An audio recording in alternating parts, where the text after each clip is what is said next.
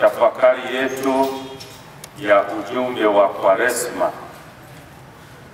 Tulianza tafakari hiyo ambayo mababa maaskofu walitoa maelekezo kwamba ujumbe wa Kwaresma tuhakikishe kwamba kila baada ya njia ya msalaba tunawashirikisha ninyi waamini, na ndiyo maana niliagiza Dar es Salaam vitabu hivi 600 vya ujumbe wa Kwaresma. Hivi hapa niliagiza 600 na vyote vimesambaa jimbo zima. Kwa hiyo kila kigango leo katika jimbo letu wanapata huu ujumbe wa Kwaresma, na sisi hapa asubuhi wamepata ujumbe huo.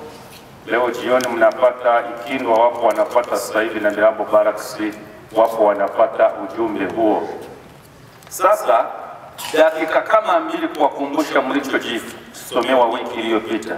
Kwanza, ujumbe wa Kwaresma wa mwaka 2025 dhamira yake ni hii: simameni imara katika imani. Turudie wote, simameni imara katika imani.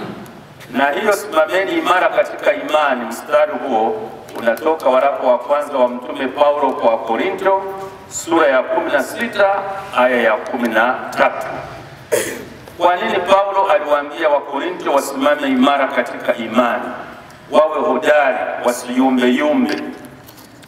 Aliwaambia hivyo kwa sababu alishawafundisha imani. Ni wazi imani yao ilikuwa haijakuwa thabiti, lakini akawa anawaimarisha baada ya kuona kwamba nyingi ambazo zilikuwa zinawakabili imani, wanayumba, wengine wanaacha imani, wanakuja walimu wa uongo wanawafundisha, wanaacha imani kamili waliofundishwa na yeye mwenyewe Mtume Paulo. Kwa anawaambia hapana, simameni imara katika imani, ilinde imani niliyowafundisha ninyi, ambayo ilikuwa inasimama juu ya Bwana wetu Yesu Kristo ambaye alikufa msalabani. Sasa mababa maaskofu wakachukua mstari huu kwamba uwe ndio dhamira kuu, kwamba na sisi tusimame imara katika imani. Sisi tayari tumeshaipokea imani, lakini si kwamba hatuna changamoto sisi. Na sisi tunazo changamoto mbalimbali ambazo wakati mwingine zinatufanya tuyumbe katika imani, wakati mwingine zinatufanya wengine tunaacha imani hii tunajiunga na imani nyingine. Kwa hiyo ndio maana maaskofu kwa muda mwafaka kwa mwaka huu wakasema watutafakarishe juu ya kuwa imara katika imani yetu. Sasa sisi tunazo changamoto mbalimbali, nimeshasema. Imani nayo yumba, watu wengine wameacha kusali, watu wengine wanahama madhehebu moja ili kwenda lile. Kama ni rushwa ipo kama kawaida, kama ni wizi upo kama kawaida, na wanaofanya hayo yote si kwamba si Wakristo, na Wakristo wamo. Kwa ndio maana tunatahadharishwa tusimame katika imara katika imani. Pengine tukijikumbusha tena tulichokiona Ijumaa iliyopita, imani ni nini? Imani ni kule kuwa na uhakika wa mambo ambayo kuamini au kuwa na hakika juu ya kitu bila kuwa na udhibitisho wa moja kwa moja. Kwa mfano, sisi tunamwamini Bwana wetu Yesu Kristo. Kuna mtu hapa ambaye ameshawahi kumuona mbashara Bwana wetu Yesu Kristo? Hapana. Hapa una imani katika Biblia. Kwa mfano, una imani katika ufunuo, maandiko matakatifu yote tumefumuliwa na Bwana wetu Yesu Kristo. Imani yetu inatutuma hivyo, tunaamini kabisa. Hata mtu angelikuja kuambia kwamba hayo unayoyaamini ni uongo, uwezo ukaamini, unayaamini hayo. Lakini wakati mwingine kudhibitisha vitu vingine moja kwa moja inakuwa ni ngumu. Au sasa hivi ni kuambia Bikira Maria, wewe ushawahi kumuona Bikira Maria? Kwani unamwamini Bikira Maria? Kwa hatuwezi kusema kwamba mpaka vitu vingine tuvione moja kwa moja ndio tuweze kuviamini. Sasa hiyo ndio imani ambayo wewe unayo na mimi ninayo. Sasa imani hii wapendwa tunayoiamini imejigawa katika makundi matatu. Kwanza, imani hiyo inabidi kuiungama. Ndio maana kwa mfano kila Jumapili, misa ya Jumapili, tunaungama kanuni kwamba nasadiki kwa Mungu mmoja, tunatiririka mpaka mwisho. Kwa nini kanisa limeamua mama kanisa kuweka kitu hicho? Ukiangalia kwa mfano hiyo kanuni ya imani ndio yole yote katika ufupisho wake tunayoamini kwamba kuna Mungu Baba ndiye alituumba sisi viumbe vyote bila kutumia kitu chochote. Alafu baadaye tunashuka tunakuja tunaamini kwa Yesu Kristo mwanawe wa pekee ambaye alizaliwa na Bikira Maria, naona akateswa akafa akafuka. Tunamaliza hiyo, tunaungama kwa Roho Mtakatifu. Alafu baadaye tunasema tunakiri imani moja Katoliki na ya mitume. Yote hiyo tunakiri na inabidi tuiweke katika matendo. Lakini imani hiyo inabidi tuiadhimishe. Ndio maana kwa mfano imani yetu tumekuja hapa. Nyote mmekuja hapa kuadhimisha imani yenu katika matendo. Na hiyo ndiyo liturujia. Uwezo ukasema kwamba nina imani lakini unabaki tu hewani. Hata wale wazee wetu ambao walikuwa wajapokea imani Katoliki, walikuwa kwa mfano wanaenda wanatambikia imani yao waliokuwa nayo kwa miungu yao, wanaiadhimisha katika matendo. Ile kuchinja labda mnyama, wakamwaga damu, wakala nyama nyingine wakampa yule Mungu pale ambapo wanajua yupo, tayari ni kuiadhimisha hiyo imani. Na sisi ndio maana tunaiadhimisha katika misa, katika sala zetu, katika ibada kwa mfano hii ya njia ya msalaba. Ndio maana hiyo tunaadhimisha hiyo imani. Lakini vile vile imani hiyo ya kwetu tunayokuwa nayo tunaishuhudia. Ukisoma waraka wa Yakobo sura ya 2 mstari wa 14 mpaka 26, inasema imani bila matendo, kwa sauti, imani bila matendo lazima uishuhudie. Uwezo ukasema mimi ni Mkristo alafu matendo yake ni kinyume na Ukristo. Hapana, lazima iendane na Ukristo. Imani hiyo tunaishuhudia. Ndio maana mtakuja kusali kama hivi. Sasa hivi ukutane na mtu utamtendea matendo mema. Mtu atakuuliza wewe ni Mkatoliki, utasema mimi ni Mkatoliki. Utavaa rozari yako. Yote hayo unayashuhudia katika matendo yako. Kwa ni kitu ambacho ni cha muhimu sana. Sasa tunaanzia leo. Sasa leo ndio naanza tafakari ya leo. Sasa hapo nilikuwa nawapitisha kuwakumbusha tuliyoyaona Ijumaa iliyopita. Sasa leo hii namba 12 inaongelea juu ya wito wa kuirithisha imani kwa wengine. Unajua hii imani tunayokuwa nayo juu ya Mungu, juu ya Yesu, juu ya Roho Mtakatifu, lazima tuirithishe kwa wengine. Imani tukikanayo sisi wenyewe, baada ya muda, mfano sisi tukiwa tumetoka hapa duniani, kwa sababu tunazaliwa, kila kitu kinachozaliwa lazima kife. Kwa hiyo tukubali na sisi kwa nyakati tofauti tunakuwa tunamrudia Muumba wetu. Sasa imani hiyo lazima tuirithishe kwa vizazi vinavyokuja. Kwa ni wito kwa mababa maaskofu kwamba imani hiyo tuendelee kuirithisha kwa vizazi vinavyokuja. Ndio maana wewe unaalikwa watoto wako kuwafundisha imani. Wale watoto nao walea, sijui wajukuu zako, sijui watoto wa ndugu zako, lazima uwafundishe imani.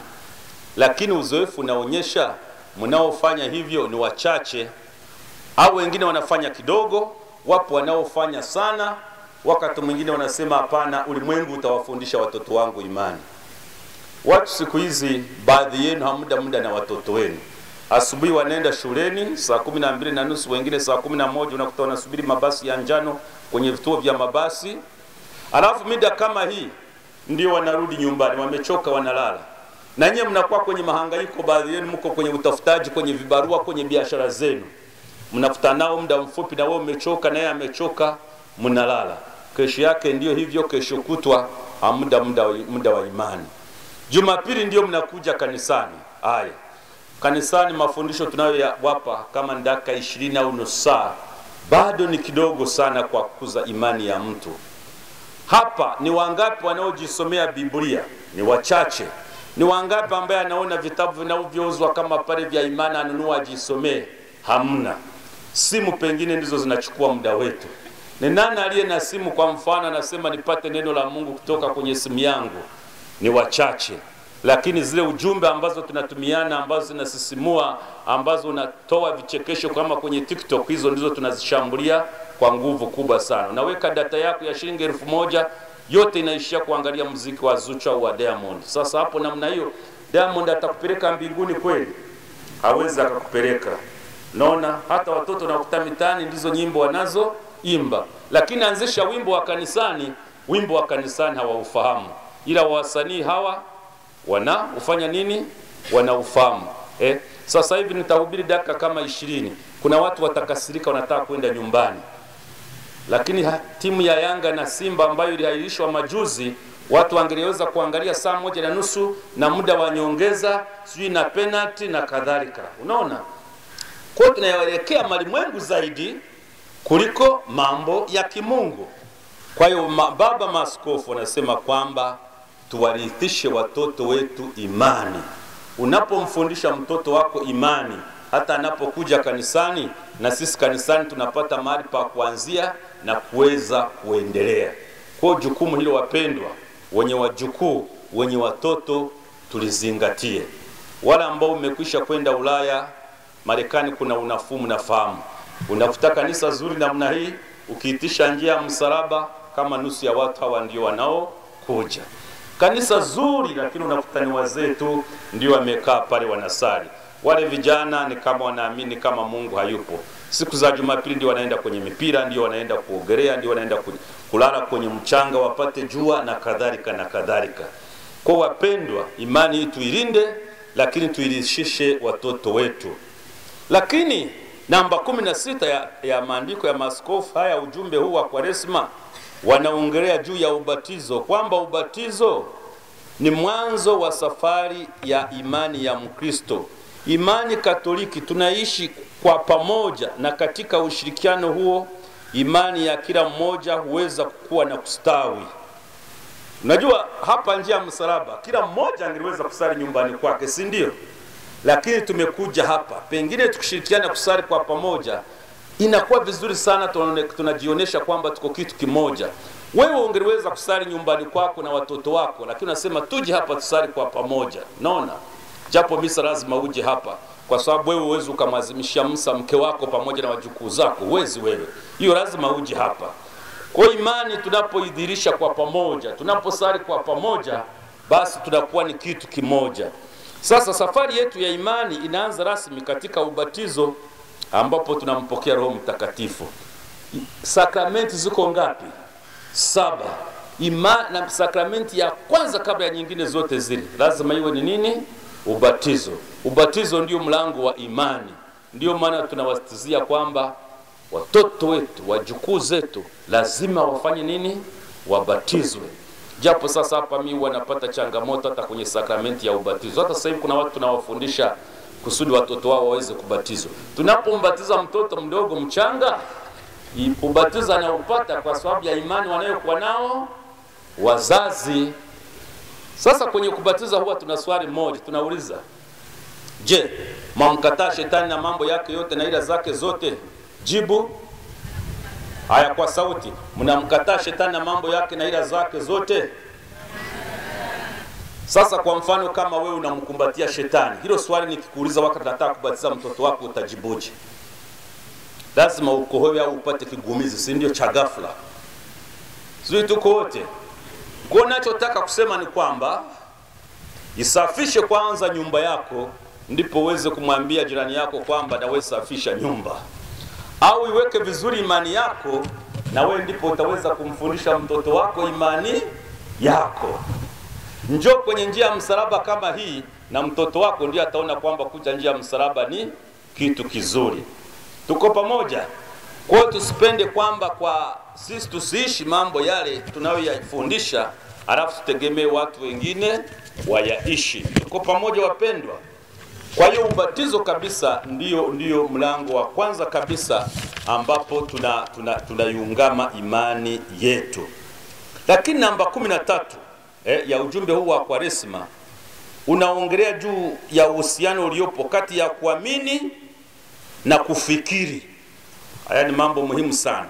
Unaamini, lakini wakati mwingine tunaweza tukawa na fikra nyingine ambazo zinatutoa kwenye mstari, au dhana nyingine ambazo zinatutoa kwenye mstari. Mnakumbuka miaka ya nyuma, wazee mnakumbuka, ambao mna miaka labda kuanzia labda 50, 55 na kupanda juu, Wakati kulipokuwa na ukomunisti, wakomunisti walikuwa wanafundishaje kwamba dini ni kama kuvuta bangi fulani, opium of the people, ni kama kuvuta bangi fulani hivi, kama unalewa ndio maana nyinyi mnakuja kusali, mnaoamini katika Mungu mpate kupata kitu cha kuwafanya, yani basi mlizike hivi. Mnaona hizo ni fikra zinakuja, au fikra zingine zinaweza zikaja kasa Mungu bwana hayupo. Kuna watu mpaka dakai hawaamini kama Mungu yupo, lakini Mungu kweli yupo. Kwa sasa uhusiano huu wa imani na fikra vile vile unaendeana na uumbaji, kwamba Mwenyezi Mungu ametuumba sisi ni viumbe vyake, alafu na vitu vingine vyote vilivyoumbwa kama ni miti, kama ni wanyama na kadhalika, wote kwa pamoja tunasafiri pamoja katika dunia hii, na huu uumbaji wa Mwenyezi Mungu lazima tuulinde. Tena hapa wamenukuu barua ya Baba Mtakatifu Francisco ya Laudato Si, ambapo Baba Mtakatifu anasema hivi: ulimwengu wote unanena juu ya upendo wa Mungu, upendo wake usio na mipaka kwetu. Tena imani inamsaidia mwanadamu kubuni mbinu mbalimbali za maendeleo ambazo hazitajikita tu katika utumiaji na faida, lakini katika kutazama uumbaji kama zawadi ambayo kila mmoja wetu ana deni la kuitunza. Anaongelea uumbaji Baba Mtakatifu, na maaskofu wanasitizia kwa sababu ya mazingira haya ambayo tunaendelea kuyaharibu, na matokeo yake mnayaona. Hali ya hewa inabadilika, mvua kama sasa hivi, miaka mingine ya zamani tungelikuwa tunapata mvua nyingi sana, mvua hakuna, vitu vya namna hiyo. Yote hayo ameyasababisha mwanadamu, mimi na wewe. Tabora hapa kila mtu akija angalau anatusifia kwamba mji wetu na nini, una miti. Tuna sifa moja kubwa hiyo. Miji mingine pengine haiko kama hivyo, mnafahamu, natembea sehemu mbalimbali za Tanzania yetu hii na nje ya Tanzania. Kwa hiyo imani yetu ilinde, lakini vile vile uumbaji huu tuliopewa na Mwenyezi Mungu tuulinde. Lakini kirudi tena kwenye fikra au sayansi tunayokuwa nayo, sayansi hii haipingani na Mwenyezi Mungu. Hata Baba Mtakatifu Yohane Paulo wa pili katika barua yake ya Fides et Ratio, imani na sayansi, imani na katika na fikra, aliongelea kwamba hata hii elimu tunayokuwa nayo isitufanye kwamba tuachane na imani yetu. Hata wale watu wanaojiita kwamba ni wasomi, ni wanasayansi, mimi na wafahamu wanasayansi wakubwa sana ambao bado walikuwa na imani kwa Mwenyezi Mungu. Hata akina Albert Einstein wale wa Israeli wale, akina Isaac Newton. Tena Isaac Newton ile mwanasayansi mkubwa alikuwa anasema kwamba Mungu ametupatia akili kusudi tuweze kufunua yale mambo ambayo Mungu hakuyafunua kwetu, tugundue vitu vya kutusaidia.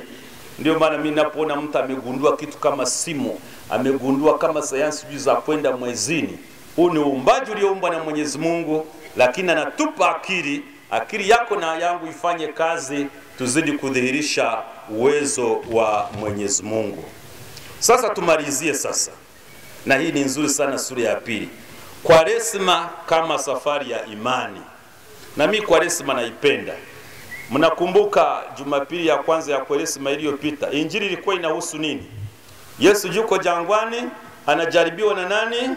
Na Ibilisi. Akamjaribu majaribu mengi, hatutaki kwenda hivyo, mlihubiriwa Jumapili iliyopita. Kwangu hapo naona ni kama kituo cha kwanza cha Kwaresma. Yesu yupo jangwani, anajaribiwa na Ibilisi.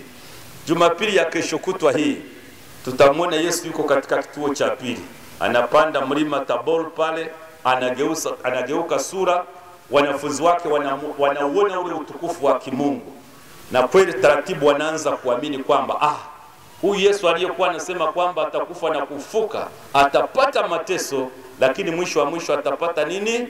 Utukufu. Na sisi ndio utukufu tunaoutafuta, mimi na wewe.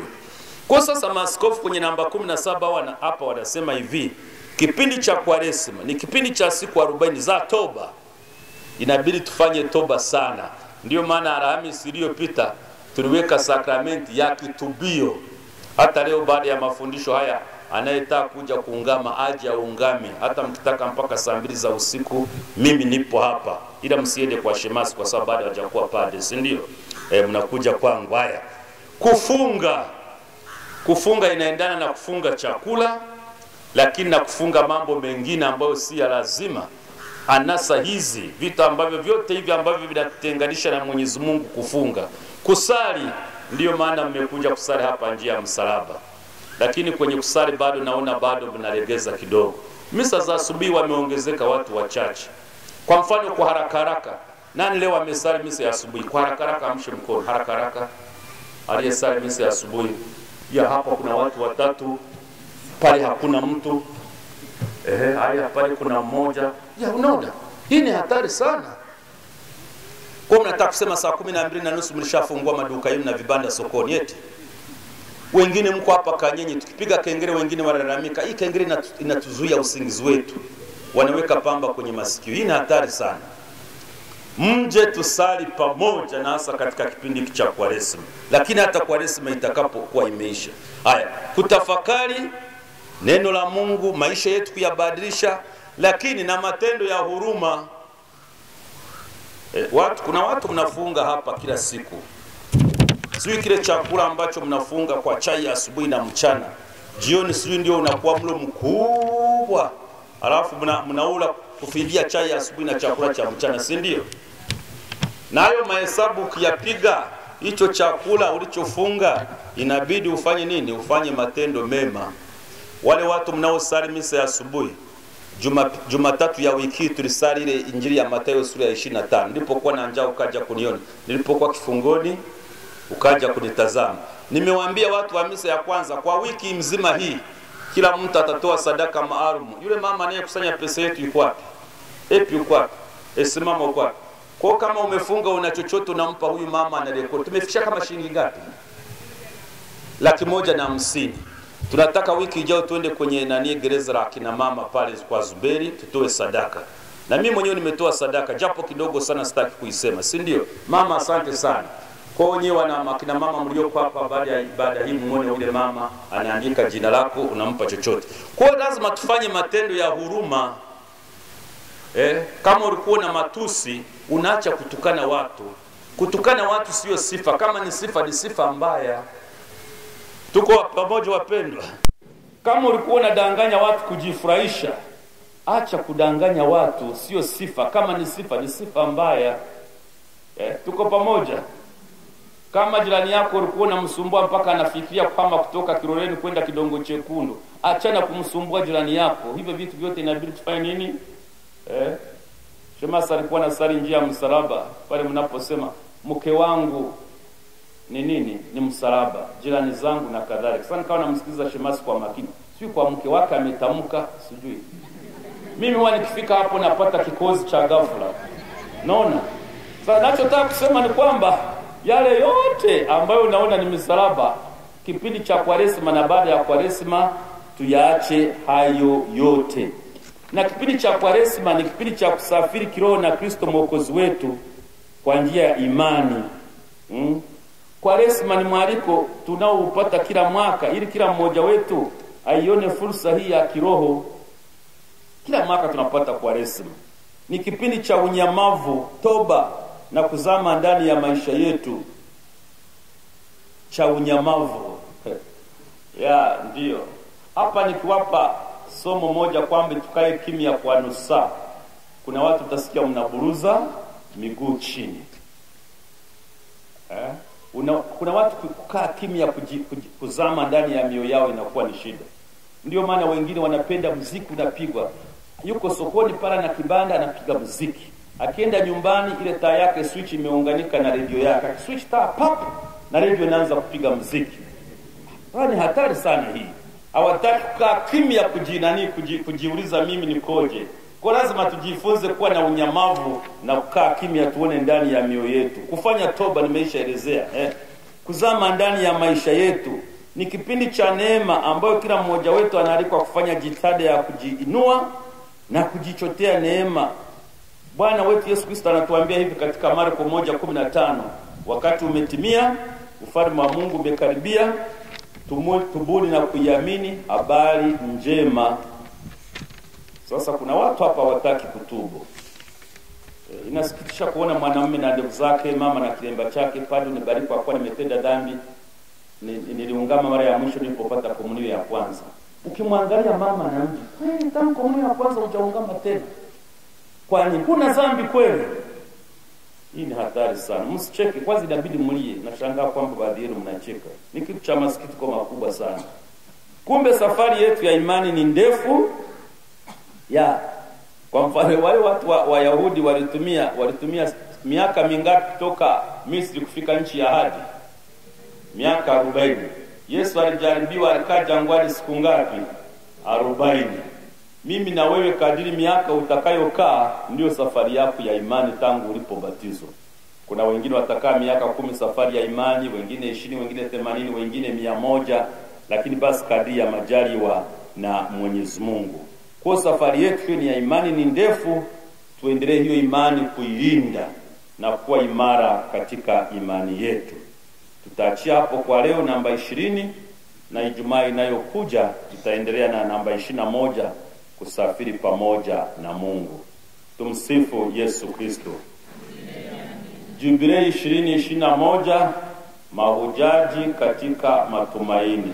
Jubilei 2021